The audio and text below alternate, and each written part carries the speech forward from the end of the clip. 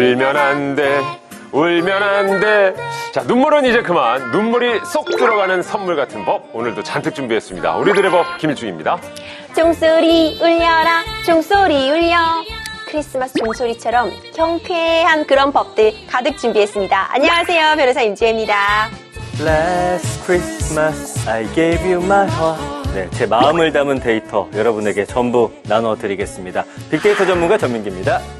펠리스 나비다 호랑나비다 호랑나비. 네, 올겨울도 재미난 법과 여러분들과 함께하고 싶은 남자 코미디언 김기입니다. 반갑습니다. 네, 여러분 모두 반갑습니다. 메리 크리스마스. 이렇게라도 한번 외쳐야 기분이 좀 나잖아요, 그죠? 맞습니다. 예.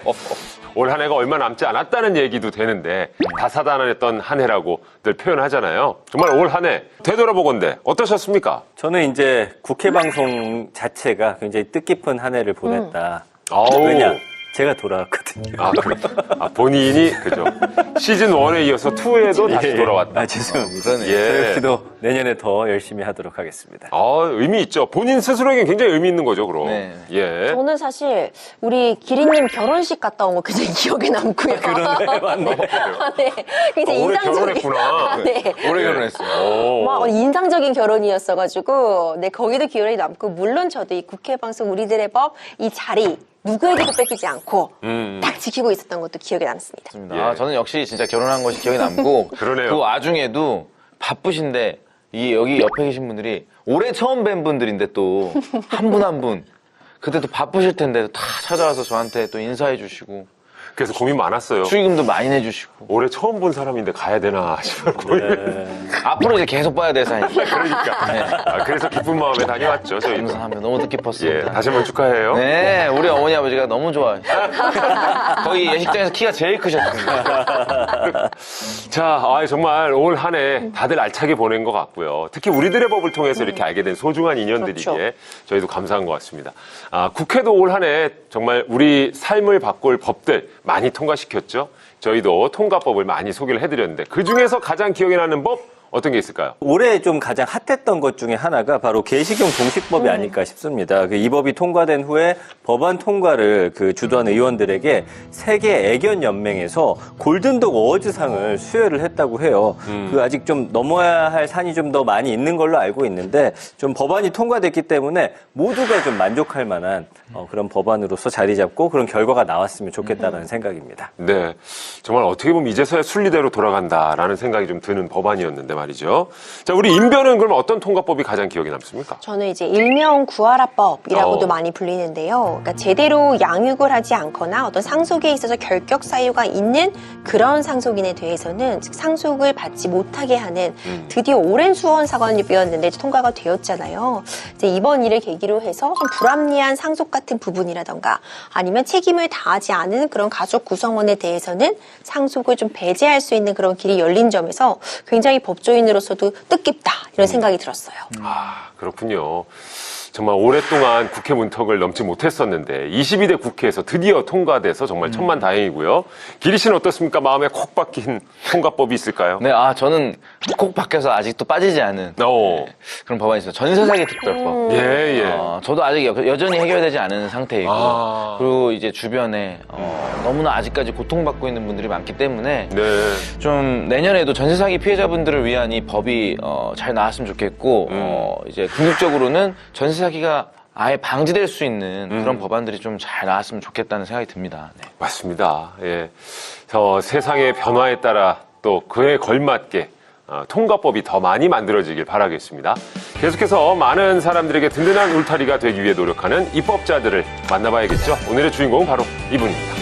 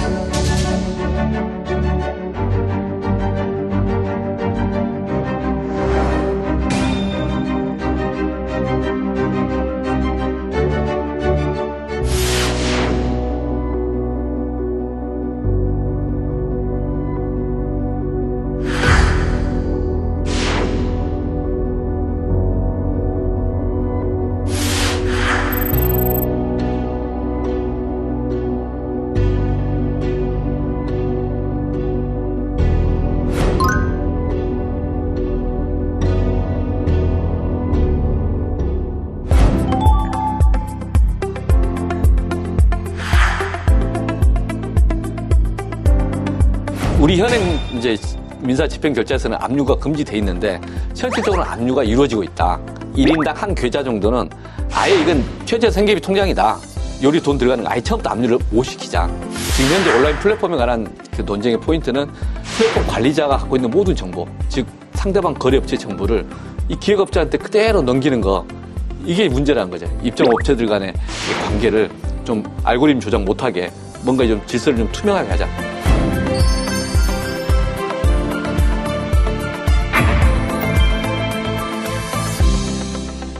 서민의 지갑은 내가 지킨다. 변호사 출신의 경제 전문가 도봉의 고길동 더불어민주당 오기영 의원님 자리하셨습니다. 어서 오세요. 네, 반갑습니다. 예, 안녕하십니까.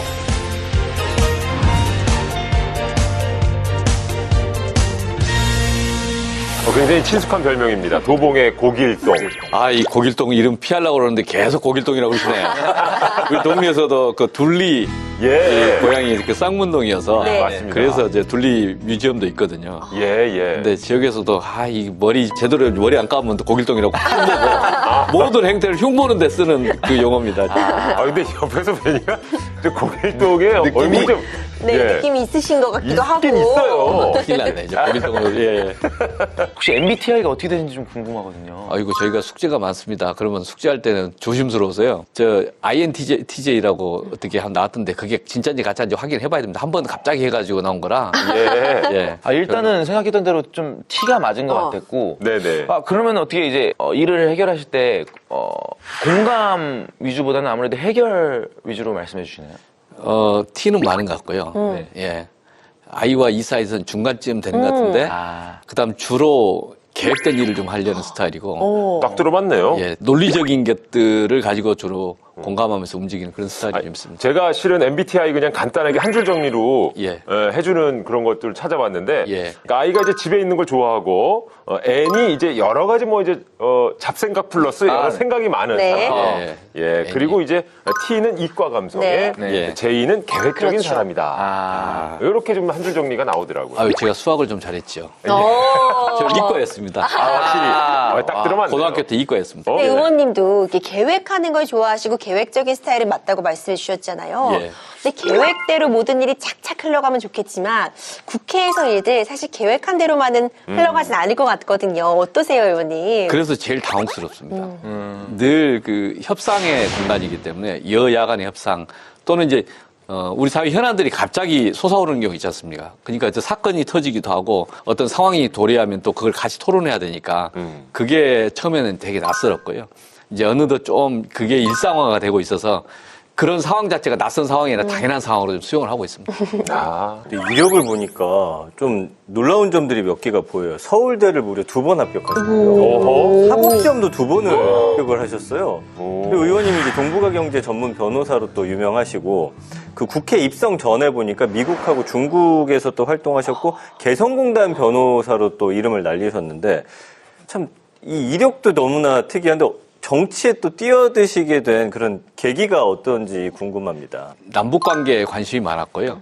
그래서 남북관계를 변호사하면서 어떻게 기여할 것인가 고민했는데 그 시점에 남북 정상회담이 김대중 대통령 평양 방문하면서 그런 게 있었어요. 이제 로펌 내에서 북한팀 꾸리고 거기서 같이 북한의 개혁개방 법제를 어떻게 하면 서포트할 것인가 그 논의를 좀 했었습니다. 그게 이제 한 모델로서 개성공업지구라는 지역에 대해서 이 법제에 대한 이제 통일부나 관련 이 논의를 좀 했던 것들이 그 경험이 좀 있었습니다. 그게 이제 인연이 돼서 저희가 남북관계, 중국관계에 대한 또는 이제 한중 무역관계에 대한 관심이 좀 계속 축적이 됐습니다. 확실히 그런 경험들을 바탕으로 국회에서도 굉장히 좋은 입법 활동을 하고 계시는데 말이죠.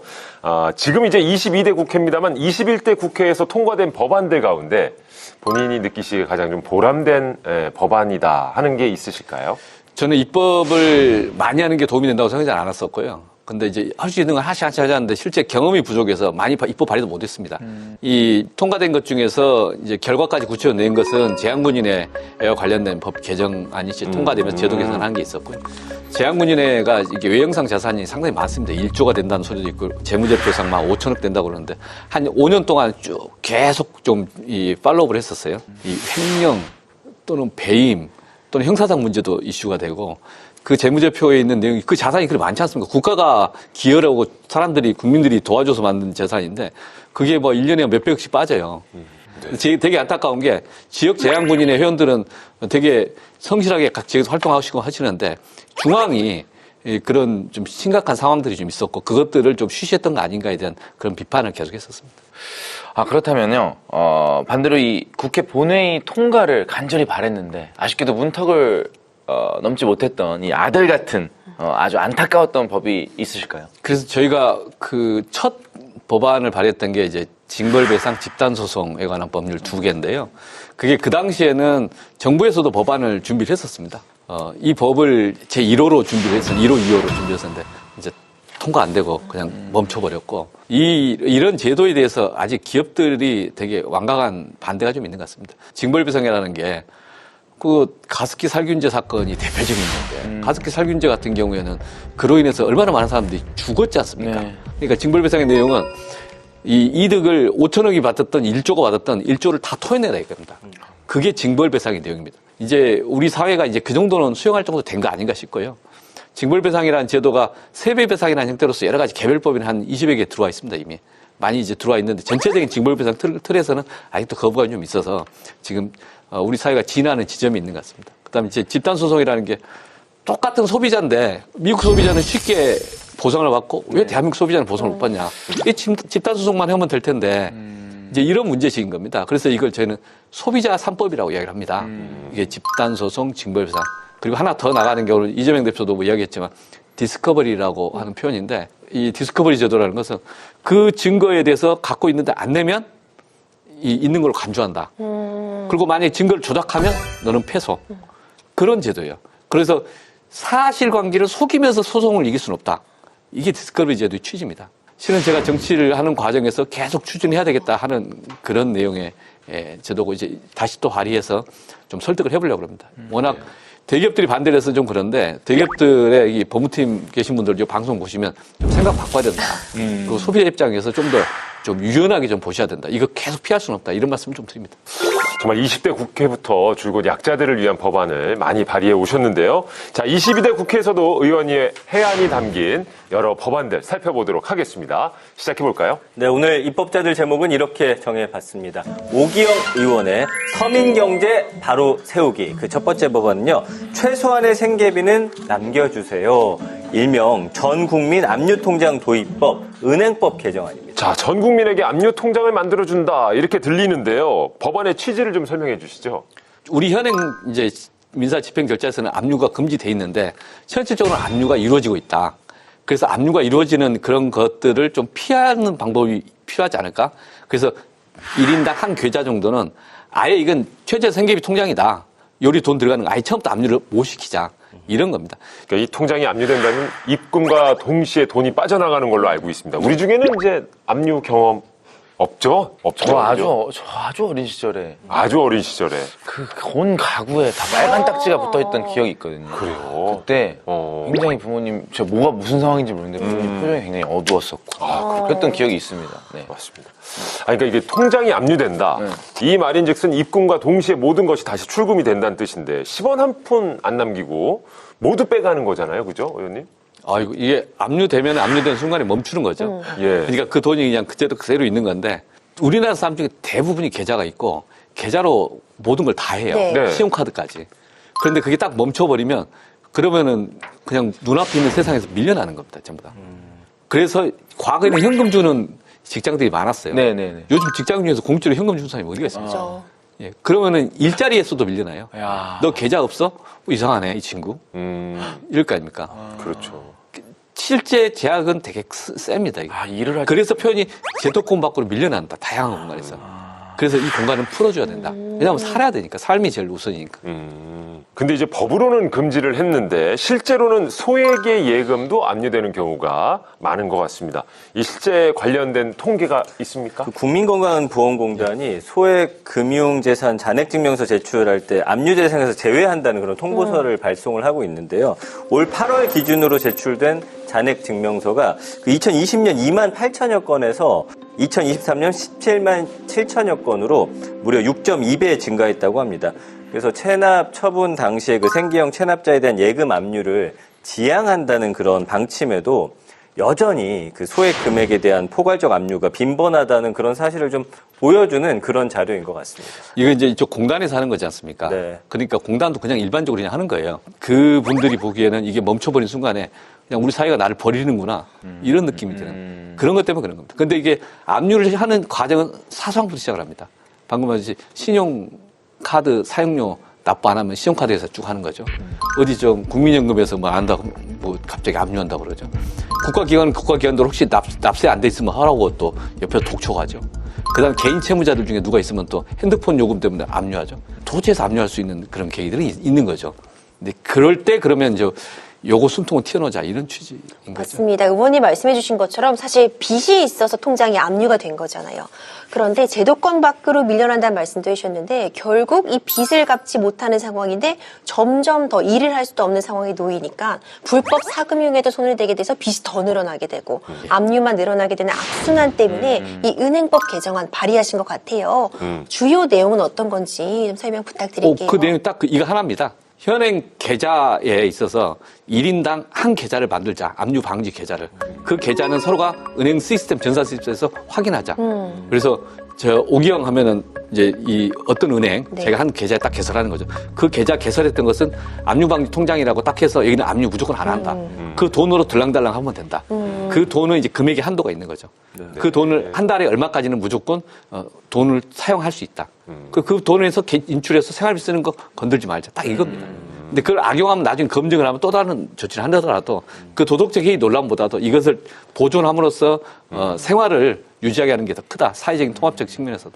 근데 그 지금도 그 시중은행에서 압류방지 통장이라는 게 있다고 하더라고요. 그거하고는 어떤 차이가 있는 건가요? 이게 그 압류 방지 통장이라고 하는 게 이제 압류하면 안 된다라는 것이죠. 네. 그래서 어떤 특정 그 국가에서 주는 연금이든 또는 어떤 급여 등 이게 이런 것은 압류하면 안 된다라는 게 있죠. 근데 그걸 따로따로 이제 분류하기도 하는데 그걸 이 통장으로 다 모으면 되거든요. 그 총액을 기준으로 해서 그 취지도 전부 다 생활비로 가는 겁니다.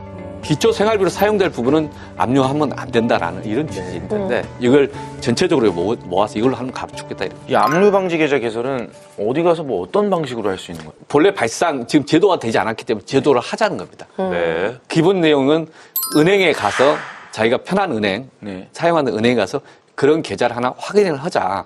그러면 모든 은행이 전산 시스템에서 확인될 수 있지 않습니까? 아, 이 사람의 압류방지 통장은 어느 은행의 이 계좌다. 1인당 하나씩. 그러면 전산 시스템 확인하니까 두 개를 못 만드는 거죠.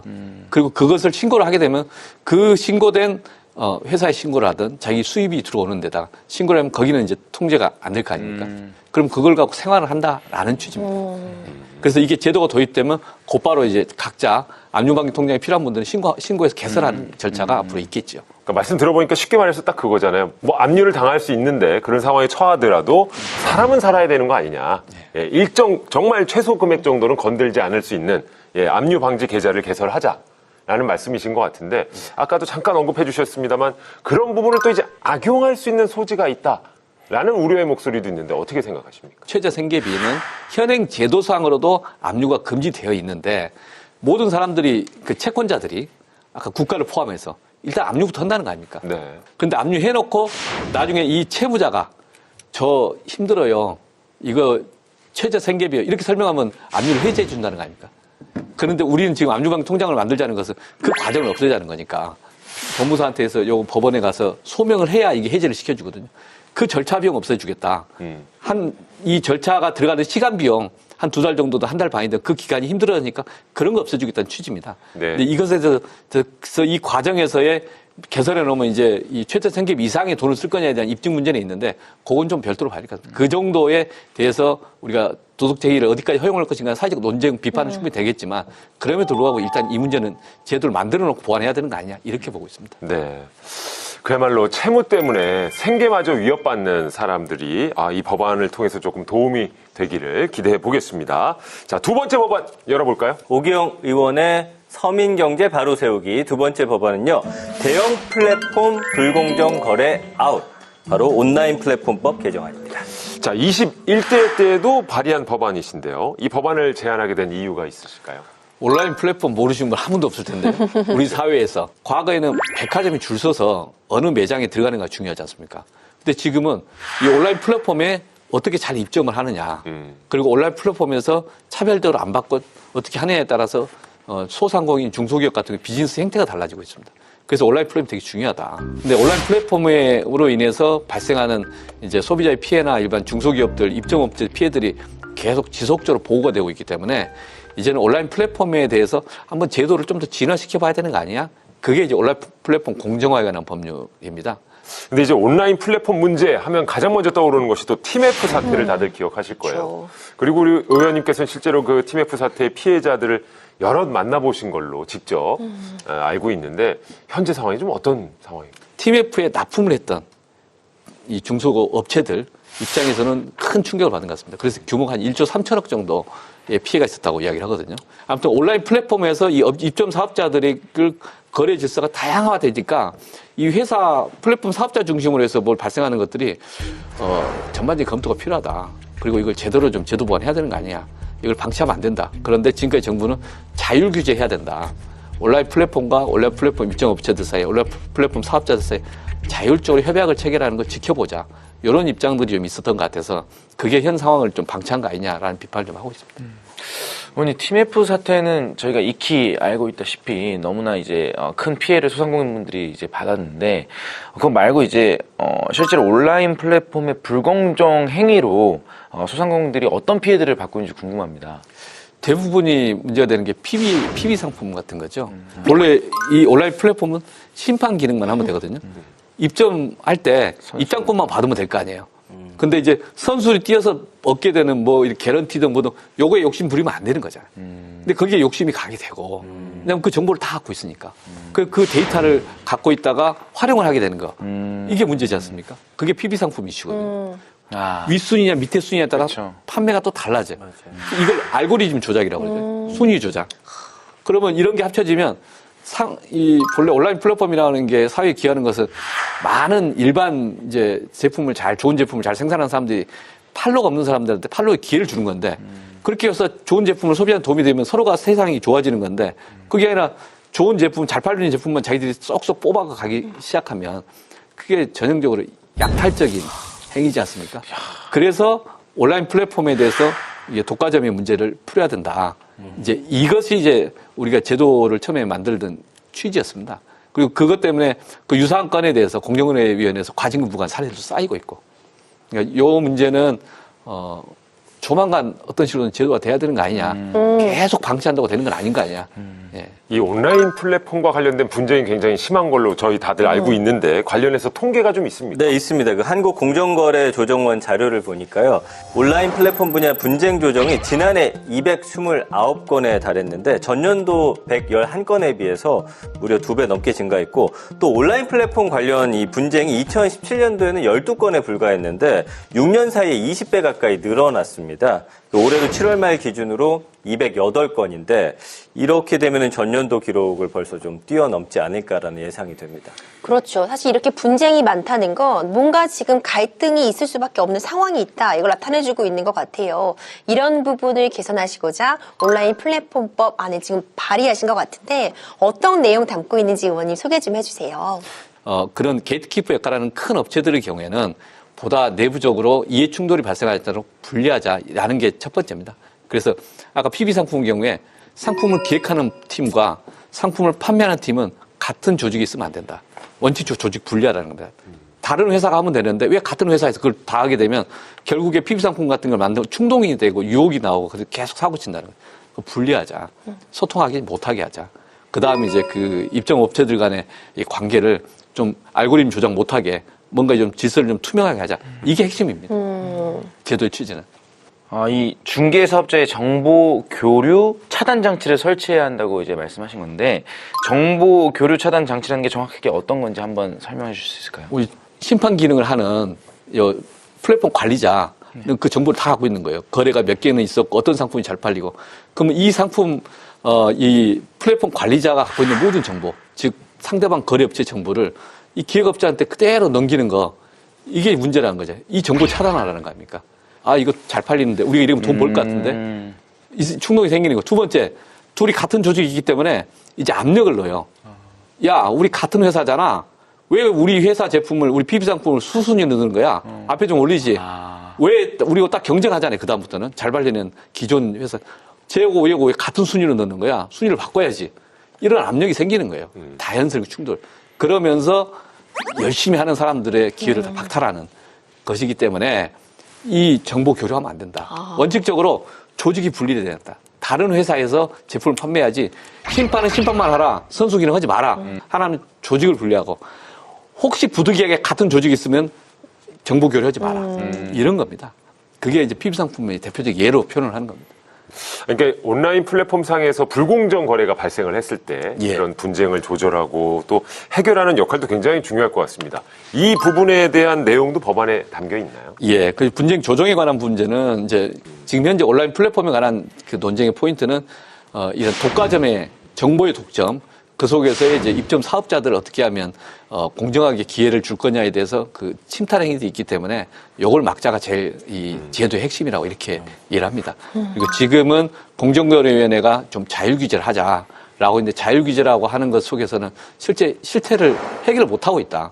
그리고 시장에서 도처에서 문제제기가 되고 있으니까 자율 규제라고 하는 공정위 입장을 좀 바꿔야 된다. 이게 지금 현재 저희가 제도 개선 문제제기하는 핵심이다 이렇게 말씀을 좀 드립니다. 의원님이 지금 발의하신 이 안을 보니까 결국 보복 행위 금지나 정보 교류 차단 같은 부분을 위반하면은 그에 대한 처벌 규정도 강력하게 마련해 주셨잖아요. 그러다 보니 이런 모든 규제에는 반발도 뒤따를 수밖에 없을 것 같아요. 이런 부분에 대해서는 너무 과도한 규제 아니냐 하는 의견 어떻게 생각하시는지 궁금해요. 온라인 플랫폼에서는 그 제재가 과도한 게 아니라 그 제재 적용 대상이 얼마나 확대되느냐에 대한 그 부담이 더 컸다는 겁니다. 제가 말씀드린 거. 실제 공정거래법상으로도 이게 불공정을 해야하면 지금 현재 공정거래 제도에서도 규제를 할 수 있죠. 근데 제대로 규제를 못하고 있는 또는 뭔가 명확한 규율이 좀 안 되고 있는 지점도 있기 때문에 인식의 전환과 규제할 건 해야 된다.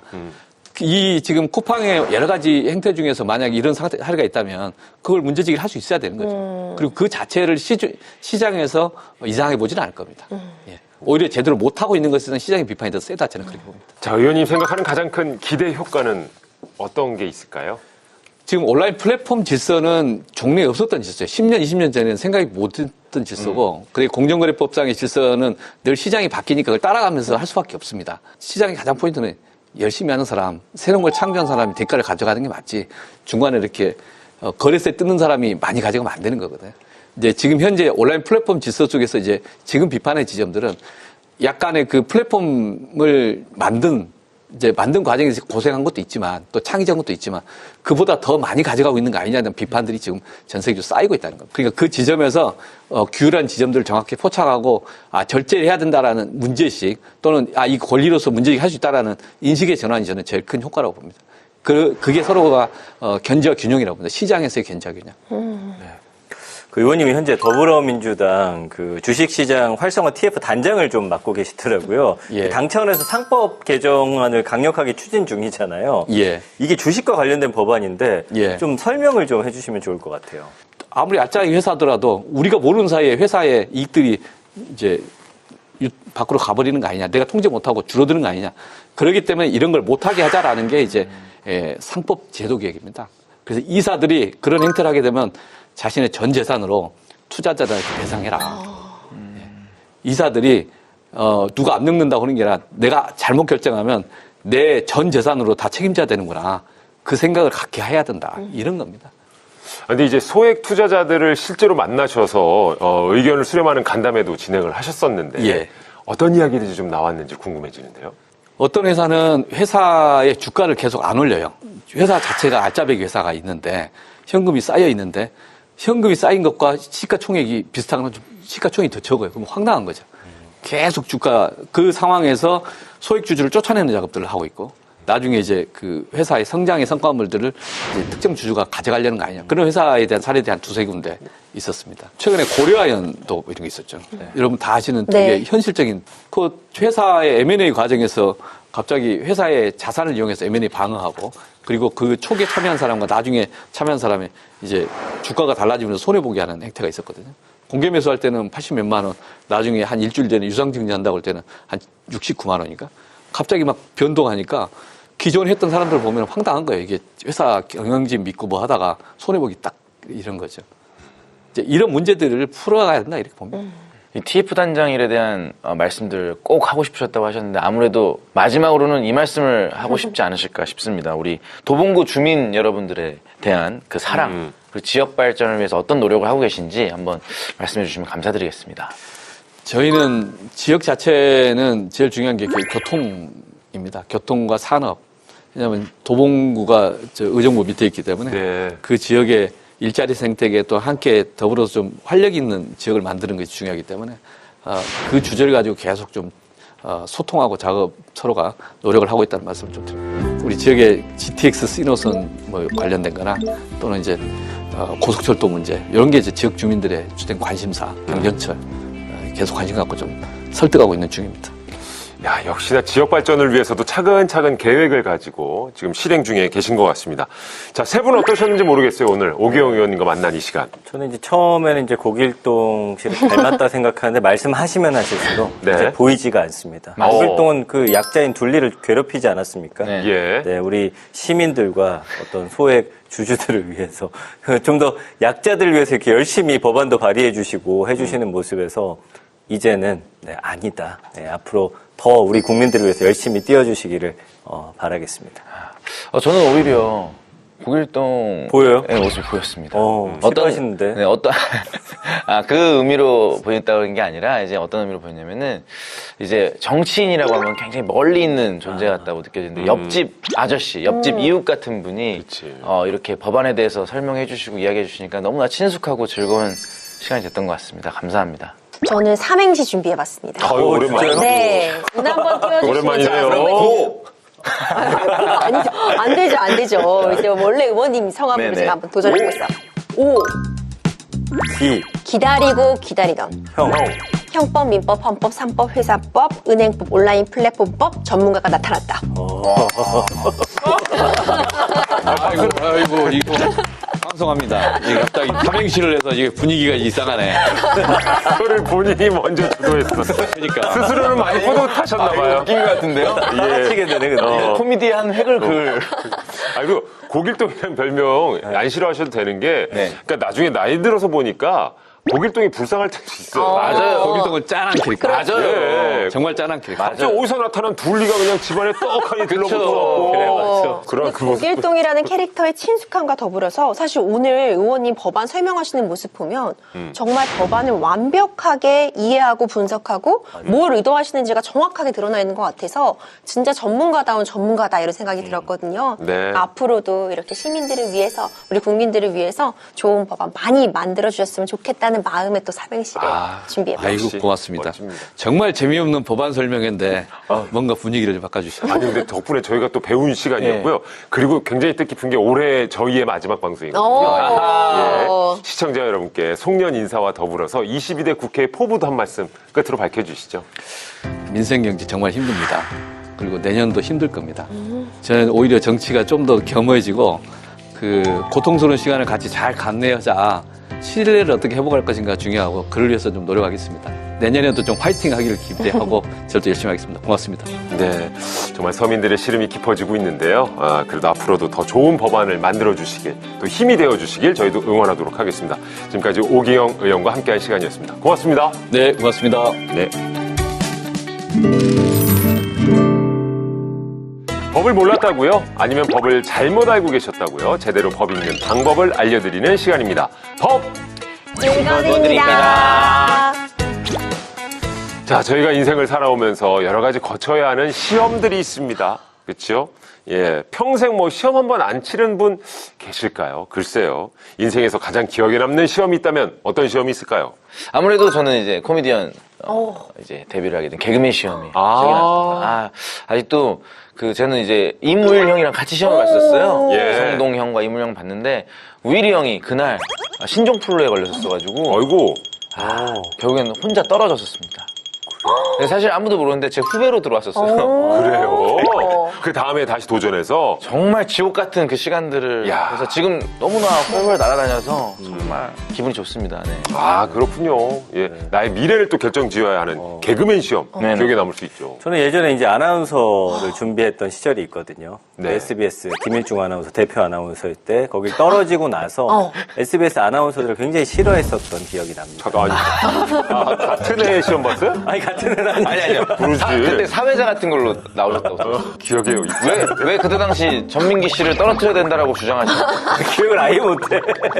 아니, 농담이고. 상처 준 기억조차 없다. 네, 김일중 아나운서 보면서 정말 너무나 제 꿈 같은 그런 모습이었다 말씀드리고 싶습니다. 그렇군요. 아니, 이게 나이 차이로 보건데 아마 저도 신입이어서 제가 면접관으로 들어갔을 때 시험은 아니었을 거예요. 네, 맞아요. 그럼요. 김재현 변호사는 어때요? 저는 변호사 시험, 그러니까 가장 최근에 보인 시험이기도 하고, 어쨌든 정말 당락이 결정됨에 따라서 이 시험만 안 붙으면 또 1년을 공부해야 되는 그런 상황이었는데, 그렇죠. 그때 제가 신혼 때였어요. 오. 이제 그때 너무 시험 공부 힘들고, 막 몸도 아픈 것 같고, 막 힘들어서 이제 그때 당시에 이제 우리 신랑한테, 나 너무 힘들다. 나 공부 더 이상 못하겠다. 했더니 그렇게 꼭 합격을 해야 한다면서. 변호사가 돼야 한다면서. 오, 진짜? 저를 약한 소리 하지 지키해주고 마라.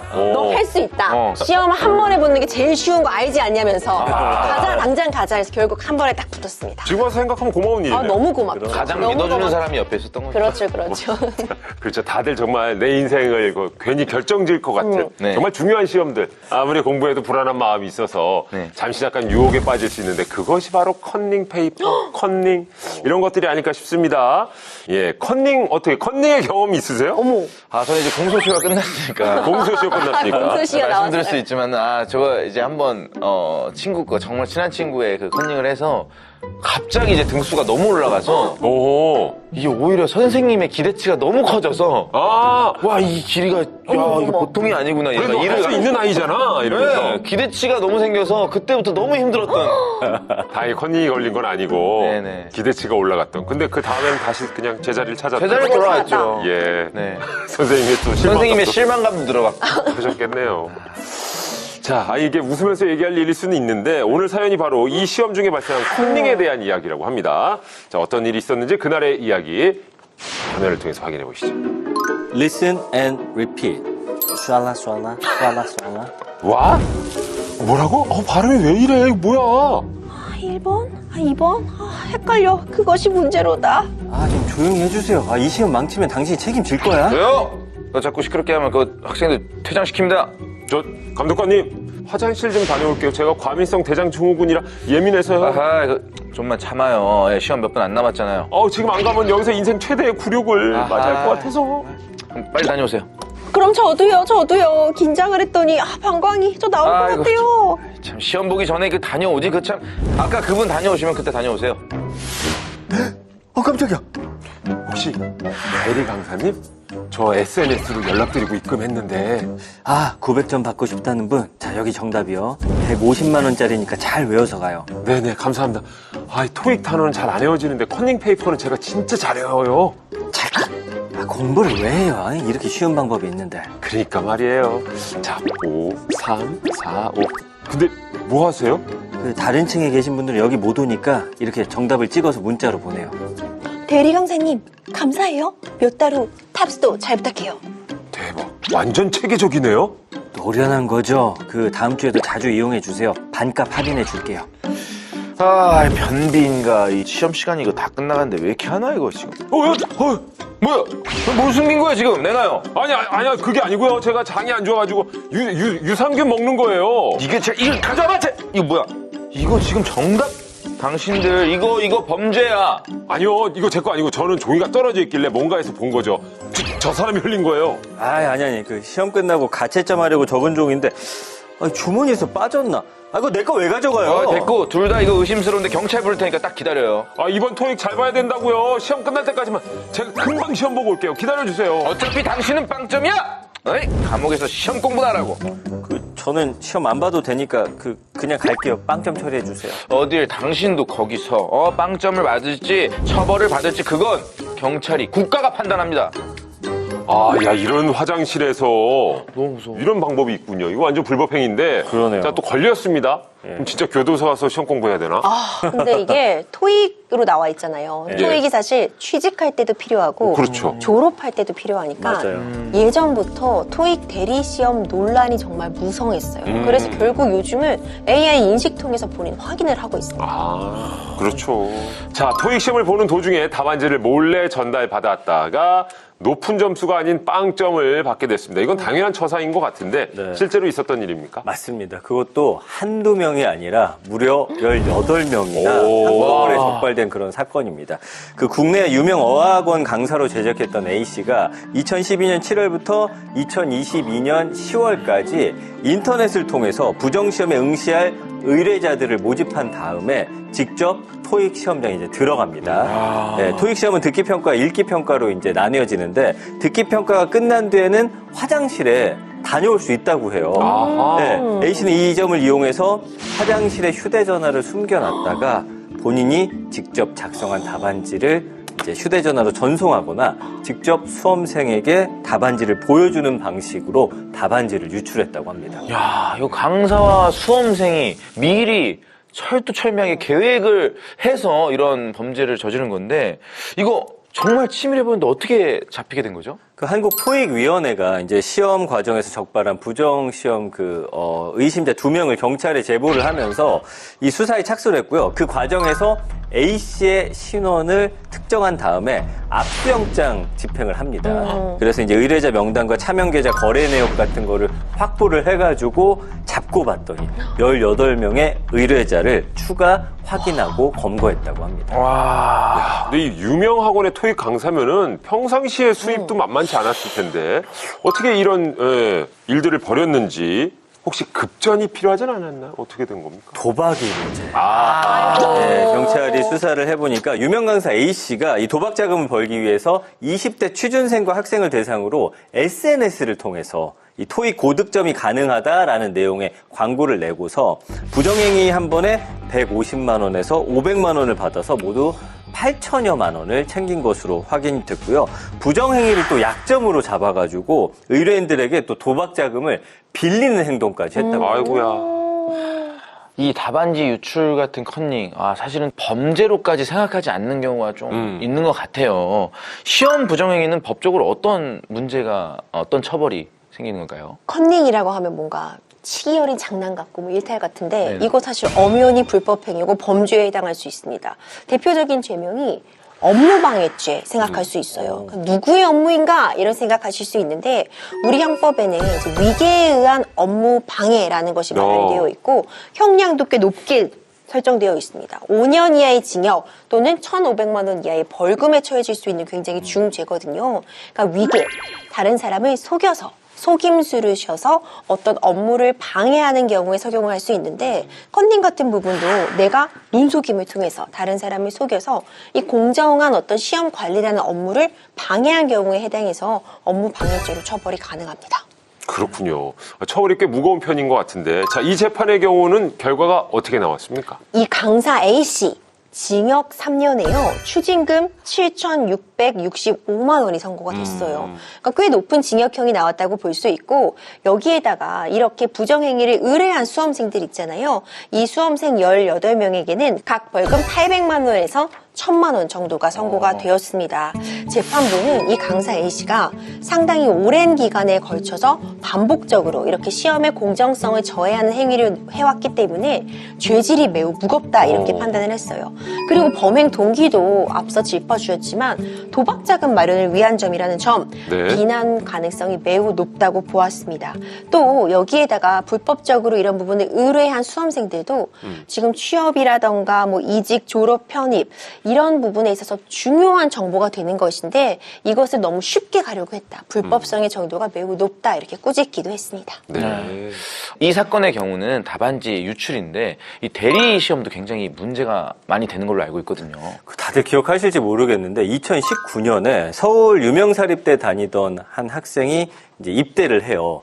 근데 여기 선임병이 이 후임병한테 본인이 접수한 수능 시험을 대신 보게 해서 재판에 넘겨진 사건이 있습니다. 당시 이제 대리 시험을 요구한 선임병이 후임병이 치른 수능 점수로 서울의 한 대학에 지원해가지고 이제 합격을 하게 됐어요. 그런데 다음 해 국민신문고에 제보가 올라오면서 대리 시험이 드러났고 결국 선임병은 학교를 자퇴하고 재적 처리가 됐습니다. 네. 당시 재판에 넘겨진 다음에 위계 공무집행 방해죄 혐의를 받게 됐고 1, 2심 모두 징역 1년형을 선고받게 됩니다. 그럼 여기서 이제 드는 궁금증이 있는데요. 이 업무 방해죄와 이 공무집행 방해 어떤 차이가 있는 겁니까? 그렇죠. 앞서 토익 시험 같은 경우는 어찌 보자면은 사기관에서 진행되는 거죠. 그러니까 업무 방해 같은 거 문제될 수 있을 것 같고 공무집행방해, 그러니까 공권력, 공무원의 인력의 낭비를 초래했다. 이러면 공무집행방해 될 수 있거든요. 대표적인 시험 생각해 보면요, 수능, 네. 그리고 운전면허증 따는, 오. 운전면허 시험 보는 거, 예. 뭐 그 외에도 뭐 귀화 시험. 같이 국가기관에서 주관하는 이 시험에 대해서 눈속임을 통해서 대리 시험을 치른다거나 하면은 속임수를 통해서 공무원들의 업무를 방해했다. 위계에 의한 공무집행 방해 성립될 수 있고 이때 형량도 5년 이하의 징역 또는 1,000만 원 이하의 벌금으로 결코 가볍지가 않습니다. 야, 근데 이 다른 컨닝과는 다르게 대리 시험이라는 것은 이 수험증을 위조한다던가 좀 더 치밀하게 계획을 해야 되는 이 범죄잖아요.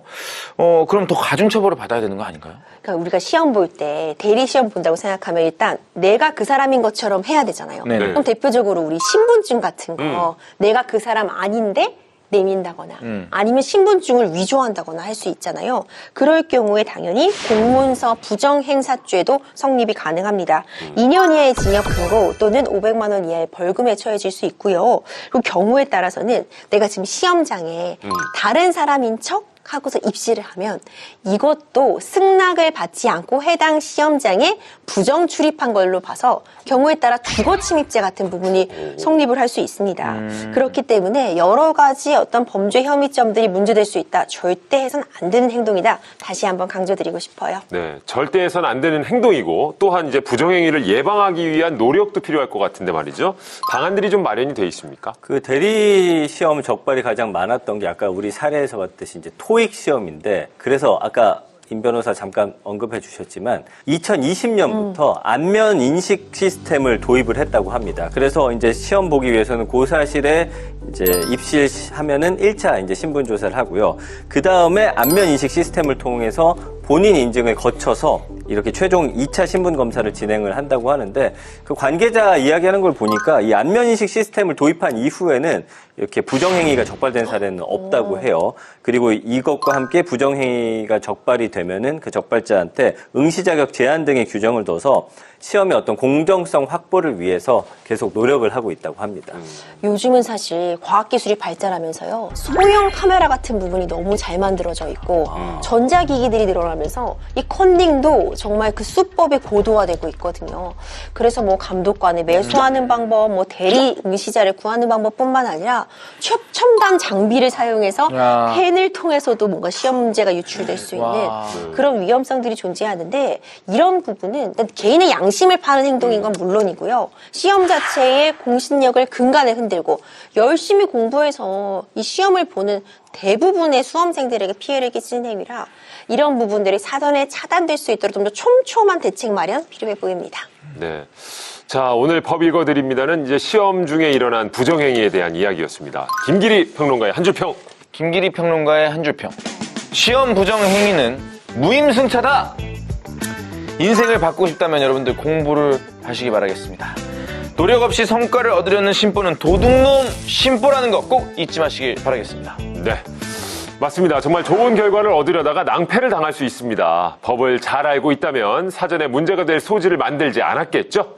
오늘 준비한 내용은 여기까지입니다. 행복한 크리스마스, 건강한 연말 보내세요.